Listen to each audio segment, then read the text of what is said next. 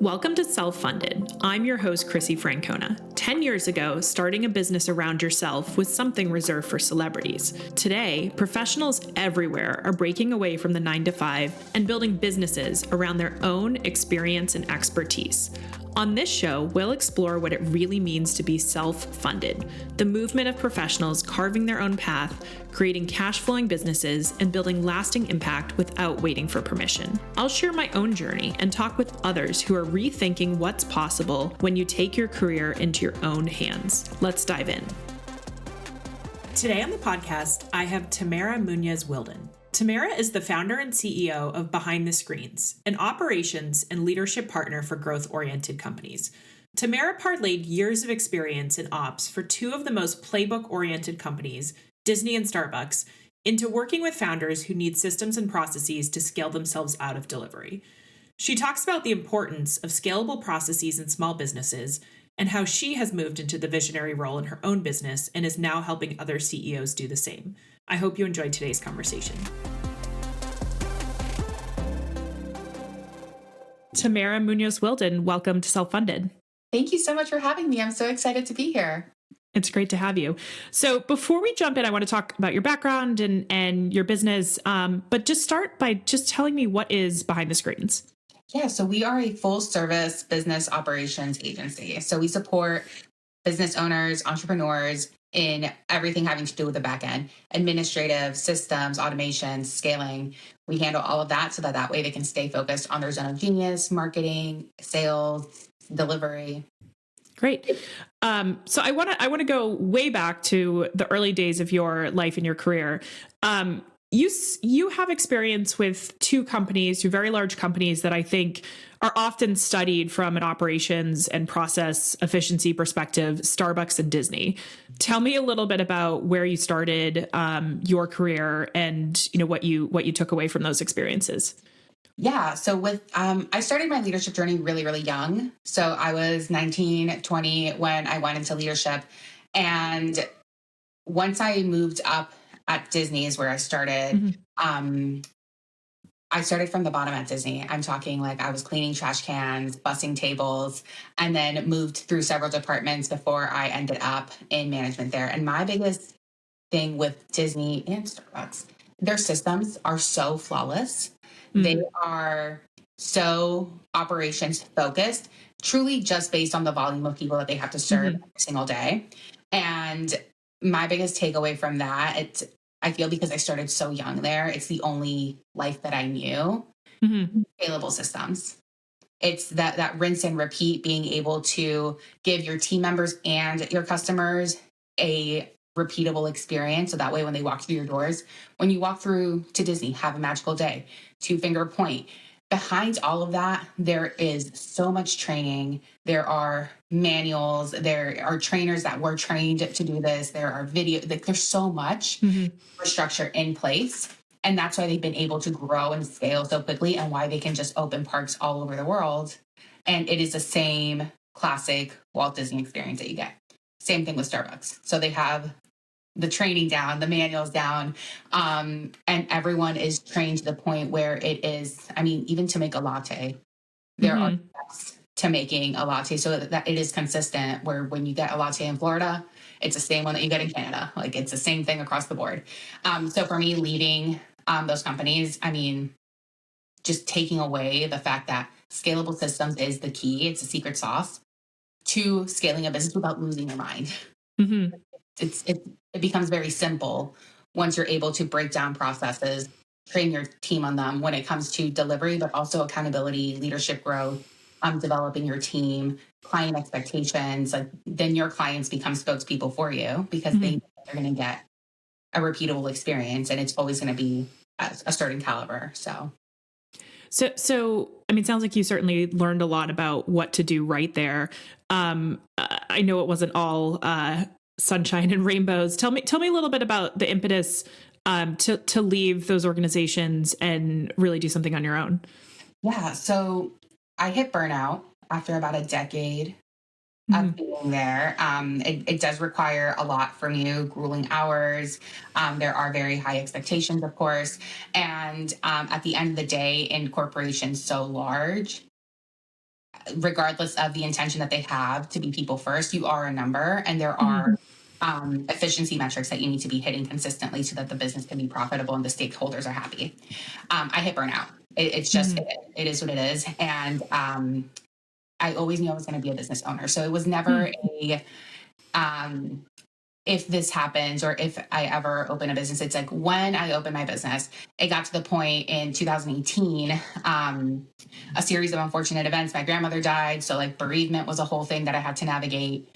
And there was a bunch of things that happened where my burnout got really, really bad. I also, at that point, was engaged and thinking more about like family. Like, you know, you hit like your late 20s and you're like, what's next for me? And it's like, okay, well, we're getting married. I want a family. Where I was at, a lot of my peers were putting their kids to bed via FaceTime. We worked long, long hours. We worked holidays. And beyond that, a lot of my peers and higher ups were navigating really tough relationship issues and divorce. And it was not an exception. Like it was very common. It was just how it was because of the hustle that was involved, especially when you want to grow and continue climbing that ladder. And I just saw that, and it's like, this is not for me. The time is now. I was always going to open a business. So what better time than right at this moment? So that's when I started planning to extract myself from the corporate world. I only had a plan A. There was no plan C or D. And lucky for me, plan A worked out. So here we are. Well, I'm excited to learn more about it and have you share your experience. I thought it was interesting. You mentioned you always knew you were going to start a business. What did that business, like going back as a young girl or, you know, early career, like what were you thinking from a start a business perspective? What did you think you would end up doing? I have no idea. I just knew that I wanted to be a business owner, and however that worked out, that's how it was going to work out. I'm first generation American, right? So my parents immigrated here, and there's that. I'm also like oldest daughter, so there's that like oldest daughter hustle that comes like for everyone. I am as well. Yeah, so, and then there's that like extra layer of like the immigrant hustle. So like your parents come and they make it work, right? They work for that American dream. We never wanted for anything, but it was my parents had jobs, and then they also had side jobs.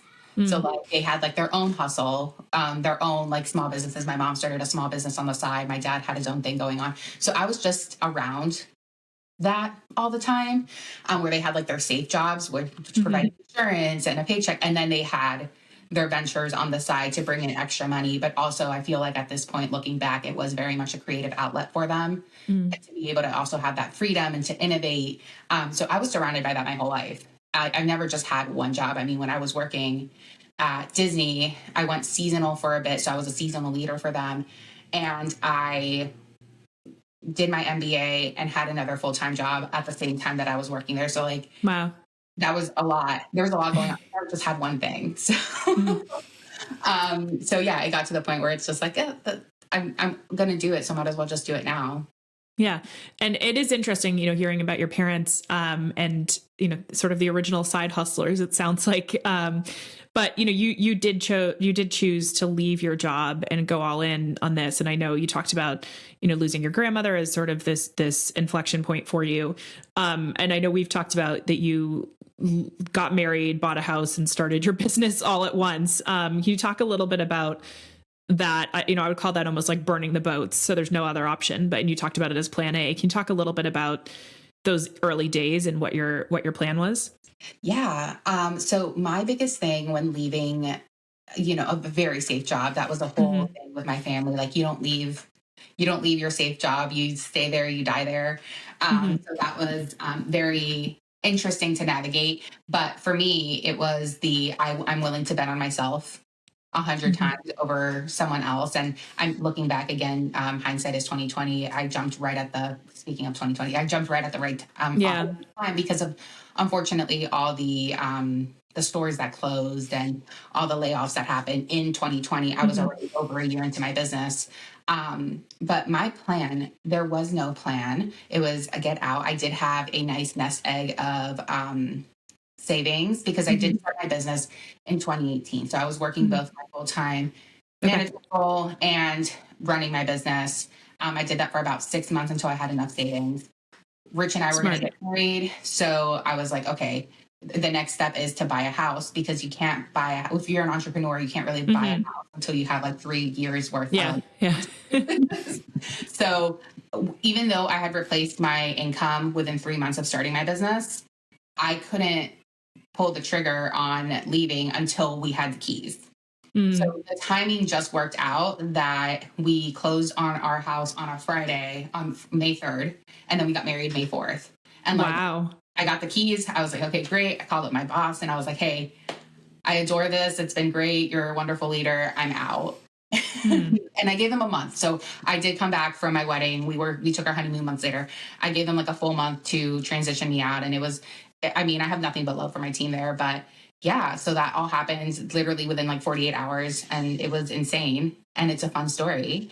But it is a fun story, especially looking back. I'm sure at the time it was scary, but you knew what you were doing. Yeah, it was very scary. But again, I had my savings. Worst case scenario, that's how I always looked at it. Worst case scenario, I go back. I go back. I find a traditional job, and it is what it is. So there was never a, if my business fails, I'm going to be out in the streets. I just go back to life. Okay. What's interesting about that? I wish I could credit who said it, but I don't remember. But listening to a podcast a few years ago, I heard someone say that, that's sort of a common thing when you leave your job and you're doing something entrepreneurial, is like, worst case scenario, I can go back.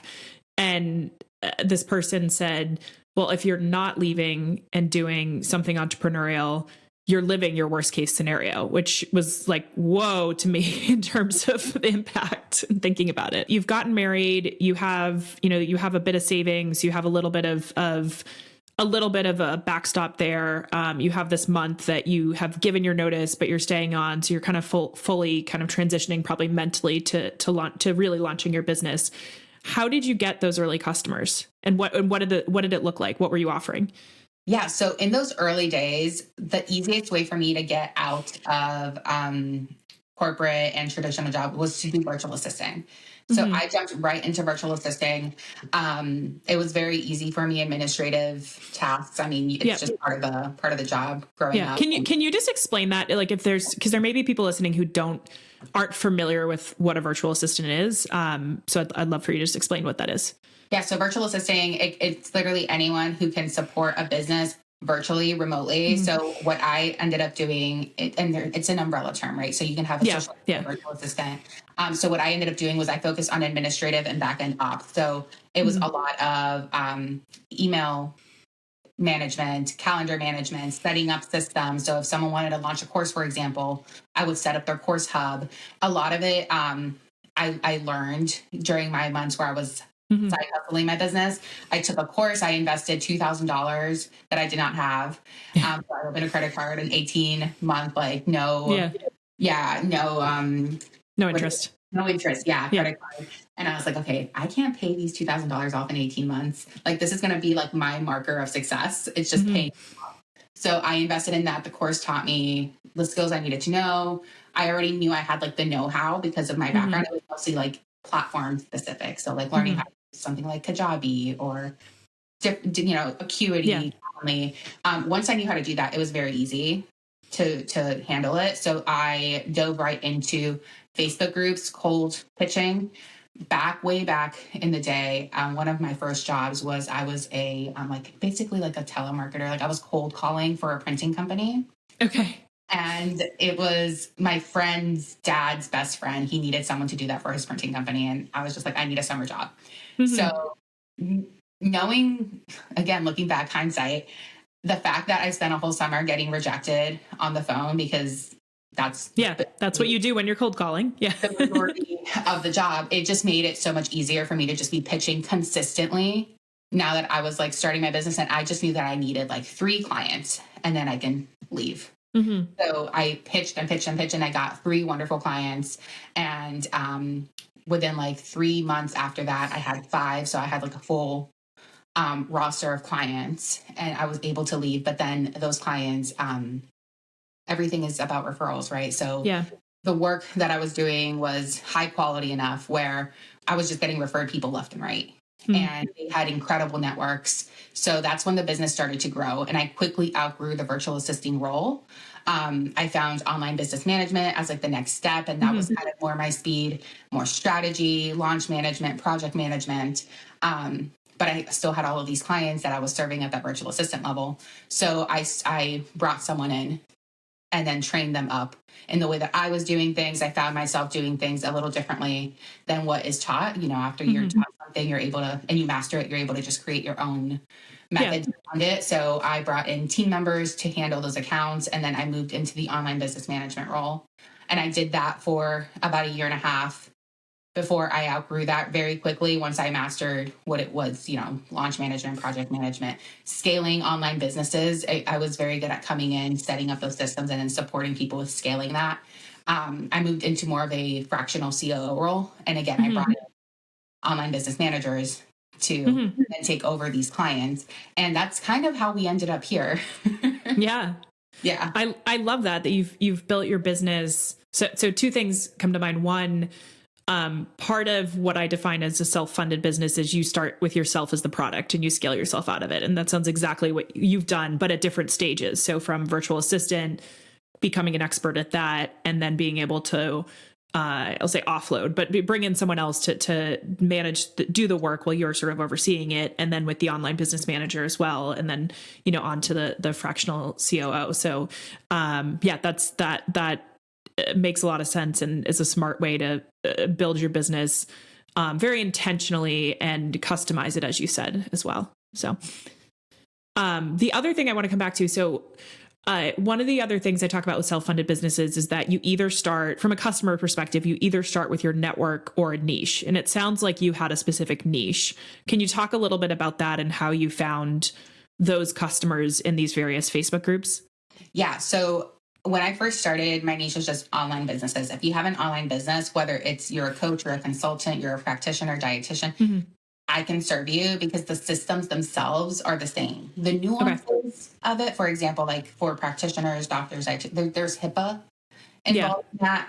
And I had worked in my past life in an agency. I did PR for a while in Miami, and we worked with some hospitals. So like in terms of like HIPAA, I was pretty familiar. Some exposure to it. Some exposure. It wasn't new to me. So that was pretty simple. But in terms of the systems themselves, like the professionalism, the setting up triage in inboxes, scheduling, like the Tetris that you have to play for like executive calendars, like it's the same across the board. So for me, it was just like online based businesses I could support. So I started joining a bunch of different Facebook groups. And at the time, they were all very active. Nowadays, they're not as active as they were, 7 years ago.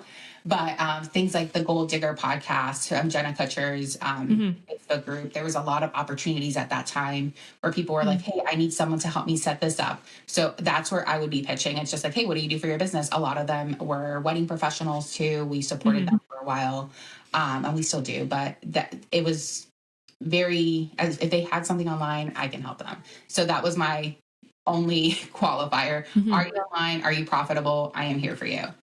That's smart though. And that's still, I feel like, enough of a niche, and you knew where to find those customers in these groups, which is really smart.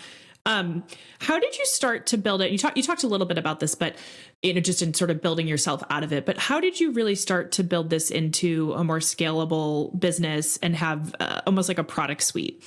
Yeah, it was productizing our services. So for a long time, just like selling the services, it was very much like a customized, like we can do whatever for whoever.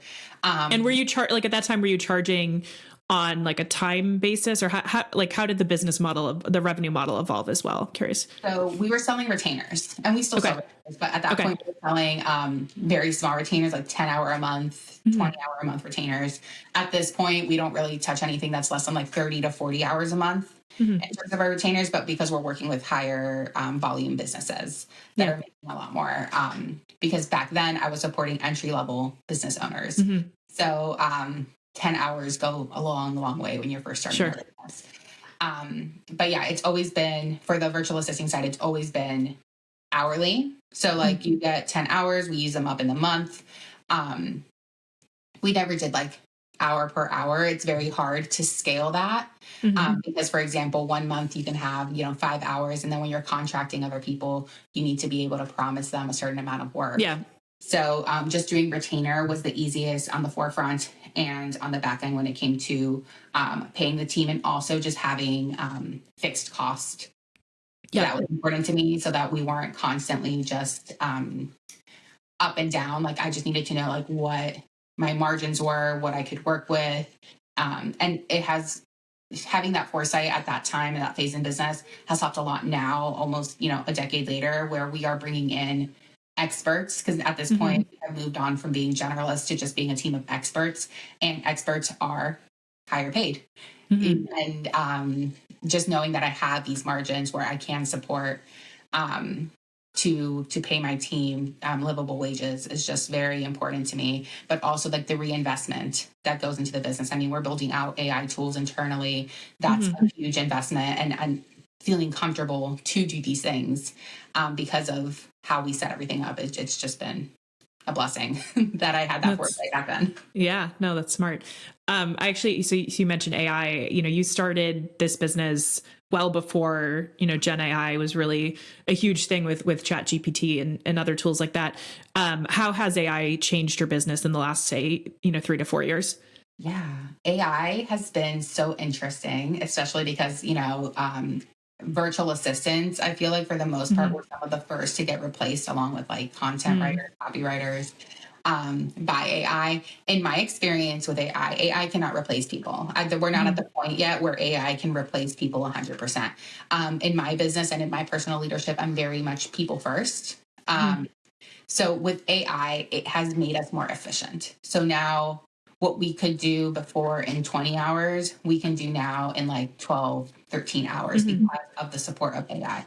So we have, and the way that I see it, we have become people who leverage AI, and in the future, it's going to be people who use AI and people who don't use AI. Yeah. It's never going to be like AI versus people, because at the end of the day, you're still good. It does make a lot of mistakes. And you do need to be able to come through it and be efficient enough and know it well enough to prompt it properly to get what you want. And even internally, it has made life easier, because for me, another thing for our business, one of our values is work-life blend, and just having one that works for us, but also like not sacrificing our physical, mental, or like spiritual well-being for the hustle. So tools like AI tools, it has made it so much easier for my team to be able to stay in their zone of genius and be very fulfilled in their roles while being supported by these tools, because there is a level of efficiency. You can't deny it. And for when it first rolled out, like with every business owner who has a similar business like me, I was like, this is it. This is the end. We're obsolete very quickly. It's not true. Like, we're not obsolete. I mean, there have been AI chatbots on websites forever. The little helper that pops up like doom scrolling at 2 a.m. That's just like, how can I help you? They have existed for eons. It has not replaced call centers. It has not replaced humans that are answering emails. And I don't think that, at least in the foreseeable future, it is going to replace it in the grand scheme of things. However, we do need to move in the way of AI, because AI is not going anywhere, regardless of the implications to our environment and everything else. Like, AI is just not going anywhere. So we need to adapt as business owners, but also as professionals, because businesses are going to head that way. Big businesses, they'll probably be a lot slower than small businesses when it comes to shifting everything to AI, just because there's so much red tape involved. However, 10, 15 years down the line, it's going to be across the board. Just how cashiers were replaced by self-checkout. And now we have people that just check the self-checkout people. With that, more jobs are created on the back end for like technicians and developers and everything. So we need to be willing to shift before. It's important. Makes sense. You've talked a lot about your team and being a people first leader. What does your team look like today, from a mix of employees versus contractors, and how have you thought about kind of building the people side of the business over the years? Yeah, so we have a healthy mix of contractors and employees on my team. So at this point with employees, it's more my full-timers.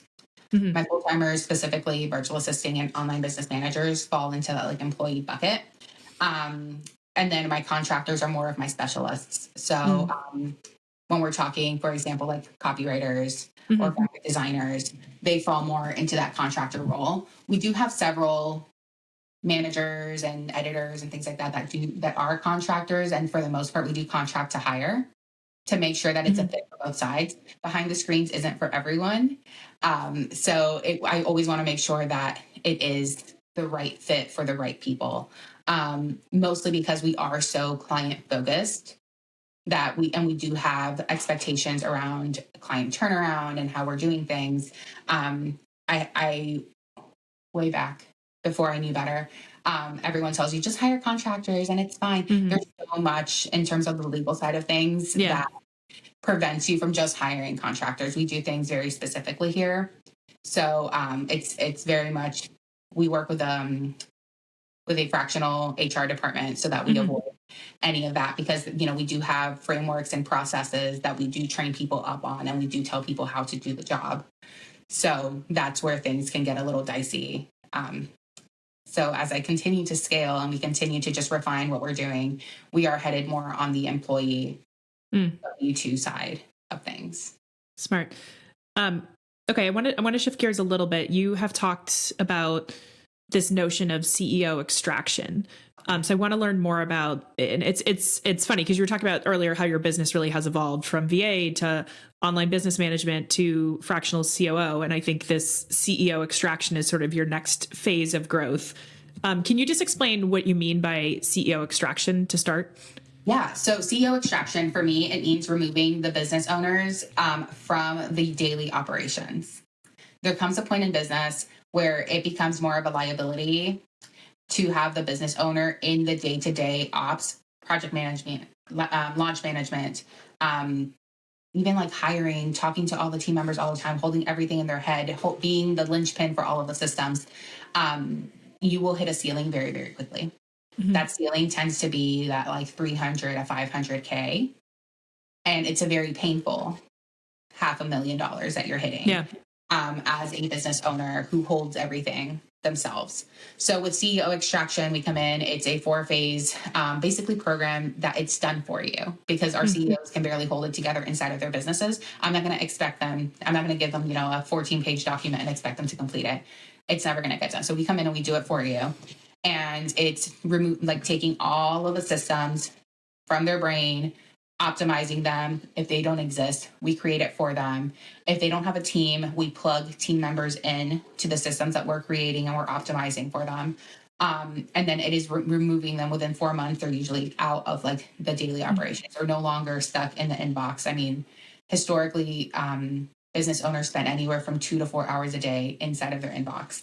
And that's if they have just a low volume, regular business. If they have, for example, a 400-person membership, they're never leaving that inbox. And I know because my team members are sometimes in there for 6 to 7 hours managing those inboxes. Yeah. So it's removing them from those trenches. So that way they're able to be seated firmly in the CEO seat and handle CEO tasks and stick with their job description of being the business owner. Company growth, quality assurance, making sure that the product or the service that they're delivering is the best that it can be, getting on podcasts, networking, handling high-level growth-focused tasks, and not necessarily the 10, 20, even $100 tasks that fall under operations. That makes sense. How have you extracted yourself from behind the screens? So the catalysts were my kids for that. I had all 3 of my kids while running behind the screens, and my daughter, who's my firstborn, was it was a very hard lesson to learn with her, because this is something, creating systems and moving business owners out of the trenches of their business. It's what I do for them. I hadn't done it for myself. So when I had my daughter, I went through crippling postpartum depression. It was a very difficult time. Because my business was also very young. It was within its first 2 years. We were just barely stabilizing, and my entire life got turned upside down when I had my daughter. And I thought I was set up, and I thought the team was set up, and my clients were set up, but I was so embedded in the day that it was very, very difficult. So I took like the next 3 years between having my daughter and having my son, my second born, to extract myself. So that was creating systems. That was being the face of the business and the salesperson, and not necessarily being the one that's executing the work. So creating systems here where I am able to like plug team members into the client's businesses, and they are executing at the level that is expected of them. So it was a lot of like creating trainings, and every single year I find myself having to go back to our internal training and refine it even more. And I mean, now that we're doing CEO extraction, we're giving her a whole facelift, but now I have the time and capacity to do it. So once I got pregnant with Lucas, who's my second born, it was so much easier, and I had such a beautiful postpartum because my team was able to handle it. And I just had my third child back in July, and I was able to take 3 or 4 months off completely off the grid. Like, my team handled it. I have a director of operations who's incredible, and she handles everything there. My client success manager is wonderful. So it's evolved to the point where I become a problem if I jump into things that please don't. It's a different problem. Yeah. Yeah, it's a different problem. They're like, please stay in your lane. Like, we've got this. And that has been the most fulfilling feeling. And just having done it for myself, now being able to speak from a place of lived experience, it is so freeing. And just knowing that the business, I can double, triple, quadruple the business, and it's not going to impact my personal workload. Yeah. I just have to hire more, and we have the systems in place on the back end that it supports the onboarding, the training, the delivery. There's just like the sense of like calm that comes with it. I truly am able to be a visionary and to focus on impact and to focus on industry changing things like AI that 3-4 years ago I was unable to do because I was so in the trenches that it's like, oh, AI is coming out, I guess we're out of jobs. Like that was my mindset. That's so freeing. An opportunity. Yeah, everything's an opportunity now. I think it's freeing up the time, but I think the other thing you're getting at is it's freeing up the mental capacity. So it's not, yes, like even if you were, let's say you were still deeply in your business, even if you have a free hour, you're probably not, you don't have the mind space to actually give, the strategy discussion or kind of the future path, the focus that it deserves. So that sounds like you've been able to create that, which is great. If I think about CEO extraction, you mentioned, kind of hitting a ceiling at, call it $300,000 to $500,000, which makes sense. I mean, it basically becomes like a good job, but a very painful one at that. And it's sort of a 24/7 type job. What would you say is the ideal company size and scale for doing this work around CEO extraction? I would say definitely at that 500,000 or more. I feel like if you're hitting that 500,000, that's the best time to do it. If you're over that 500,000, you should have invested in this a while ago. I do think that usually when you hit the 500,000, you have an assistant. You might have 2 people working in your business, not including yourself. So very like small teams, that is the best time to do it. That is the best time to do it because you don't have too many team members that you're going to have to reprogram basically to whatever the new systems are. And the bad habits haven't started to like infiltrate a large operation of, 10, 15, 20 employees or contractors that are just used to things being this way. So even if you were to implement this, there is more of a learning curve and a culture shift that happens because it is a culture shift. There is, we had this incredible client 3 or 4 years ago. She had this $1 million planning business. She planned corporate events. She was incredible. And she had a team of 10. Wow. And a huge team for the work that she was doing. And she was so embedded in the day-to-day that she was involved with every single team member and their workloads. So when we did come in and basically extracted her from the business, it was a huge culture shock because it's not that we wanted to close the door to her office, and she had a policy. We didn't want to do that, but it's like, okay, well, now you don't have to go to her for every little thing.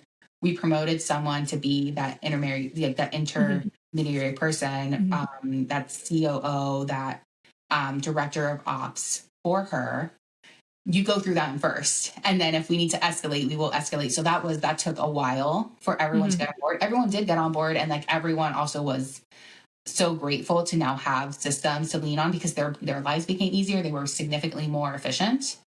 And they didn't have to work as hard because we had templates and we had, now all the contacts that we had across the board through 10 different planners were in the same database. So it just became so much easier for them to do their jobs. But it was a huge culture shift. And there's this book.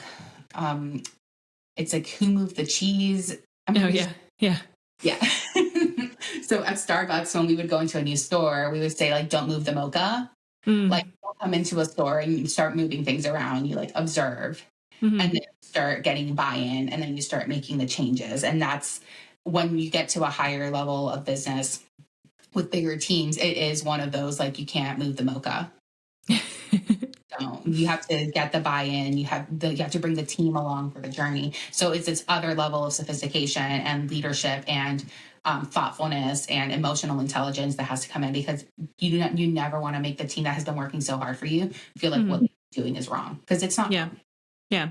We just, there are better ways to do it. So when you start at that like $500,000 mark where it's just like 2 or 3 people to manage, it's just a lot easier to manage. But if you're finding yourself at that 1.5, 2 million mark and you have a pretty large team, we can still do it. The timeline's just going to be longer, and there is significantly more. There's more of the cultural change. Way more cultural change, and it starts from the top. So a lot of the times it's the hardest part is retraining the CEO. Yeah, totally.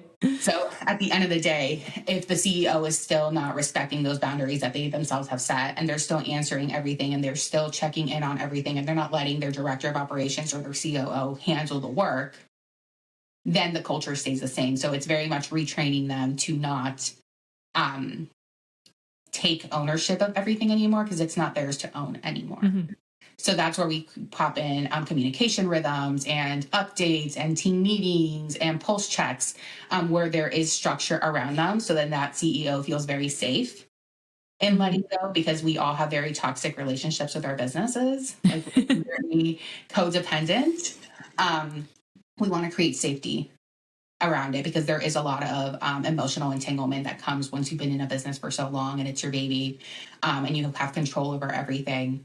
So we want to make it safe through like transparency and communication up until it's safe for the CEO to take that next step and have department heads. And everything becomes a little bit more removed until the point where like the CEO is able to just do CEO stuff and not worry about every single little thing that's happening under them. Totally. One of the things I love about your story is that you took this experience, both the good and the bad that you had at Disney and Starbucks, and in particular, saw the benefit of building these standard operating procedures and the ops and really bringing it into a space that you were passionate about and you had some, experience in or sort of visibility into. What advice would you give someone who, today is looking at, okay, I have years of experience in whatever space and I want to build a business around it on my own? What advice would you give to that person? Just do it. Just do it. And my thing is launch and then iterate. So launch the beta, the 1.0 version of how you want to serve people, whether that's through consulting or through a program. A lot of the people in our spaces, we do best going into something like consulting or integrating for people. So just launch and then evolve. And that's my biggest thing. The hardest thing is to get started. And the longer you take to get started and the longer you take to launch your product, your idea, your podcast, whatever, nothing's really going to change, right? The longer that you're going to spend, when you could have just spent all this time just iterating. And it's the same with, for example, like I always put everything back to like weight loss. Like you can start today and be, 15 pounds thinner by January 1st, or you can wait till January 1st and then start, 15 pounds behind, basically. Like the time's going to go by anyway. So you might as well just now. That's great advice. Well, Tamara, thank you so much for joining me. Where can people find you if they want to learn more about Behind the Screens?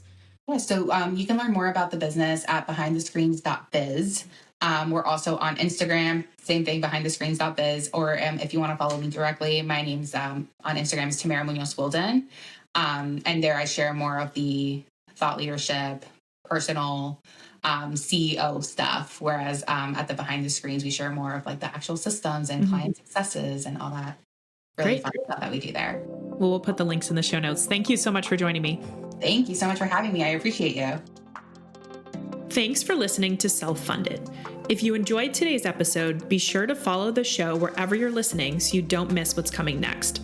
I'd also love for you to leave a review and share what you're most excited about on your own self-funded journey. And if you want to go deeper, check out my Substack. You'll find the link below. Until next time, keep carving your own path.